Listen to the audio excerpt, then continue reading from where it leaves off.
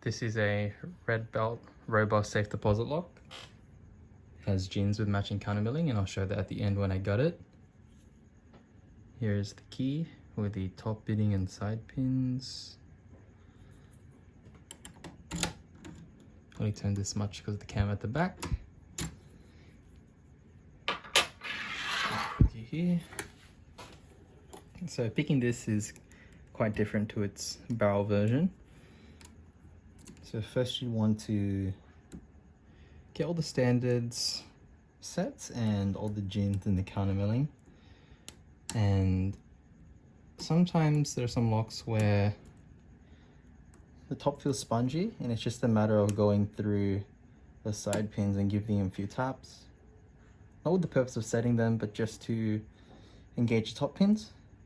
And once you do the top, you should get some core rotation like that. So it might have been hard to see on camera, but you can definitely feel it in your tension tool, tension wrench.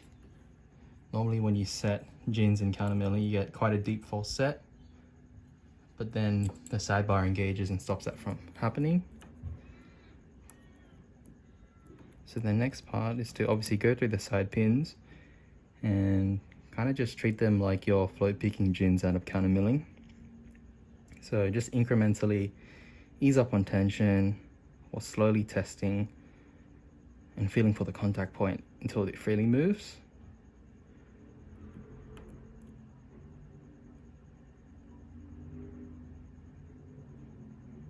And it's mostly just jiggle testing. So feeling for what binds the most and then trying to set that.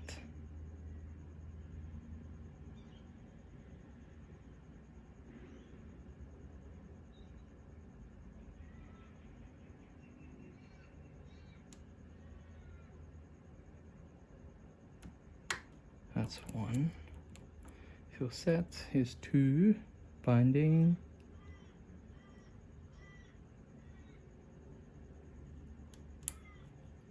That's two, but I think I dropped one.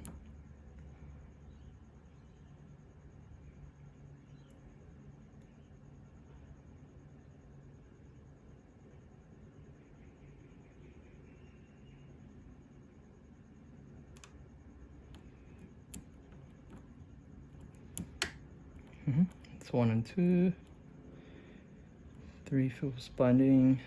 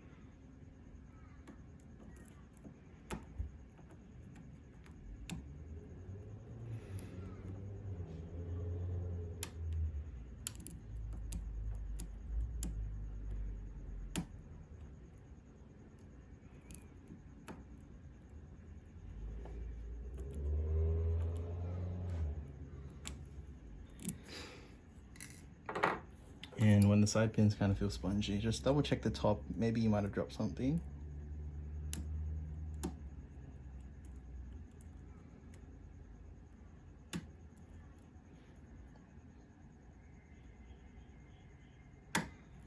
There we go. The sidebar engaged again. There we go. And you get a deeper false set once you properly set the sidebar.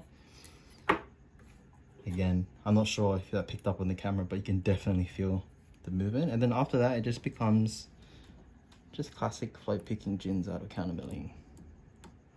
So usually the ones that did drop, if you dropped any, are the gins and countermilling. And for this one, it was 1, 2, and 5. So just go through and feel each pin. And again, ease up on tension incrementally and slowly pick it and feel that contact point until you feel it clear it, and just set it.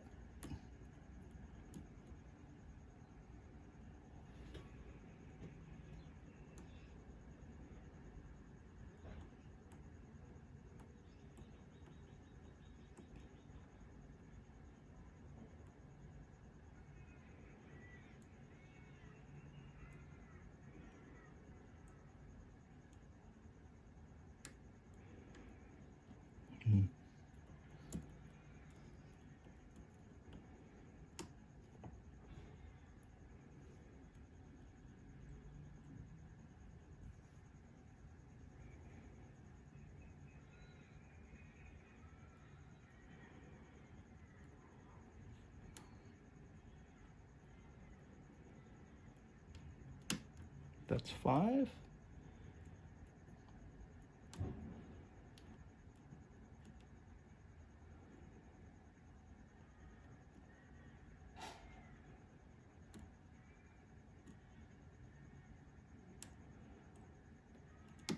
That's 2. One is pretty high, so just gonna use a different pick.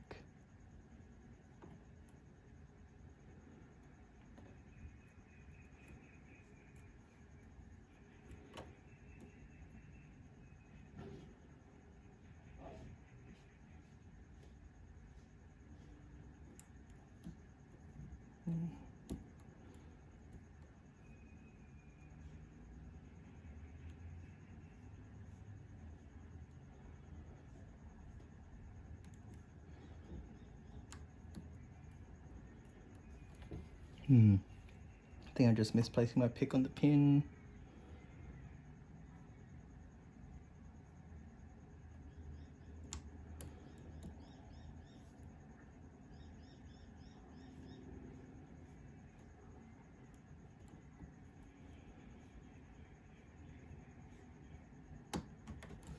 There we go.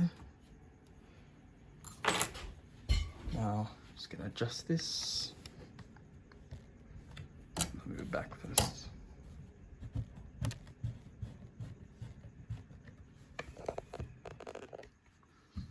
Okay.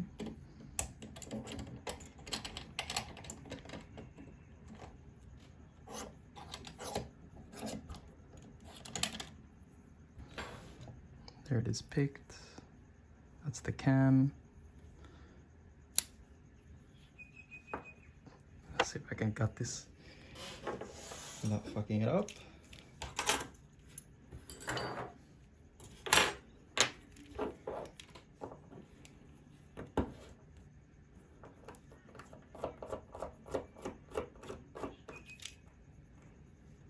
Actually, you can just keep it in there.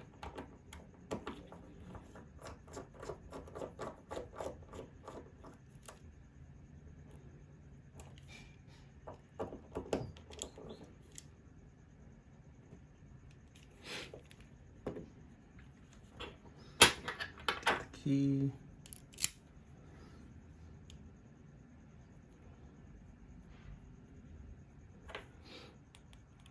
Oh, just be careful. The actual tip of the key sticks out, so the follower doesn't really sit quite well, like flush against it.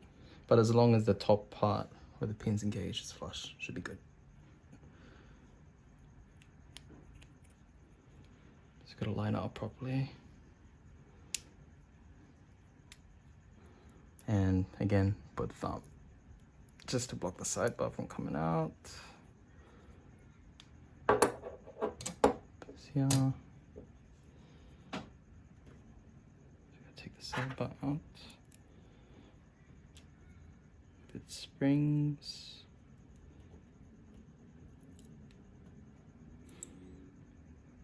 I'll just get the top pins out.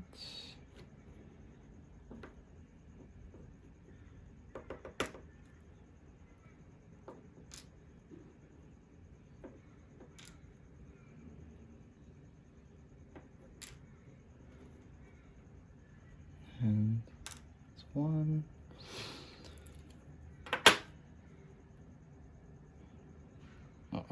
It's gonna make sure the one's disengaged.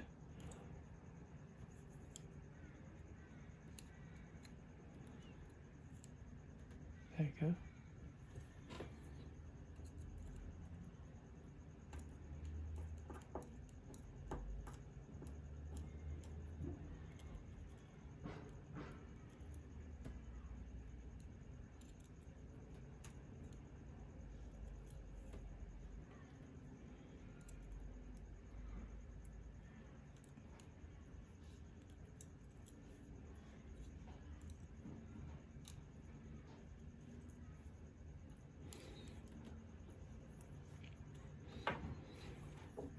And just the top pins.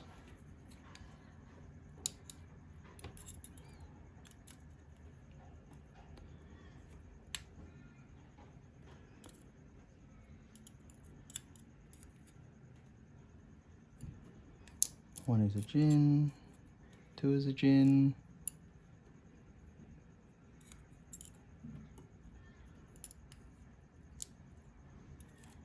three is standard,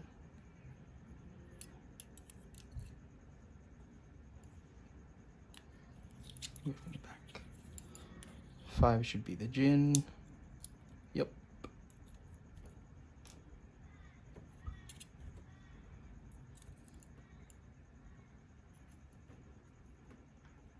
And four standard.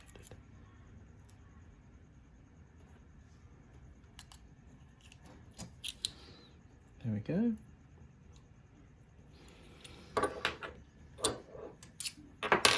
Let's get a close up.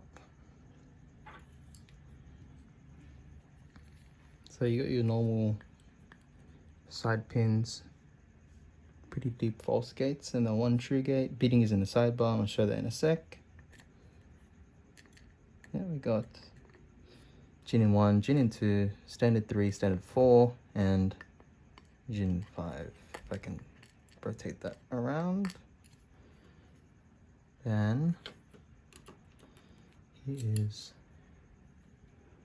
the side bidding. So it would have been just one click for 1 and 2, and 2 clicks for 3 and 4. And then the call, we got, oh, that's the keyway here. So 1, that's counter milling. So is the other side. 2 as well, counter milling.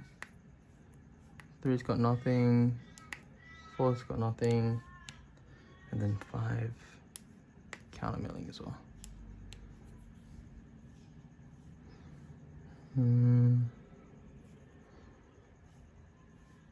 Might be difficult to see.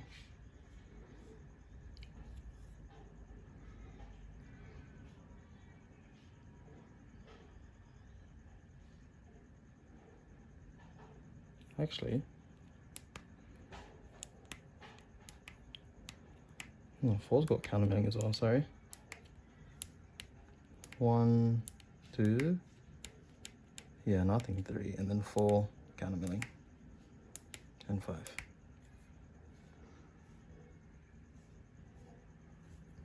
Thanks for watching.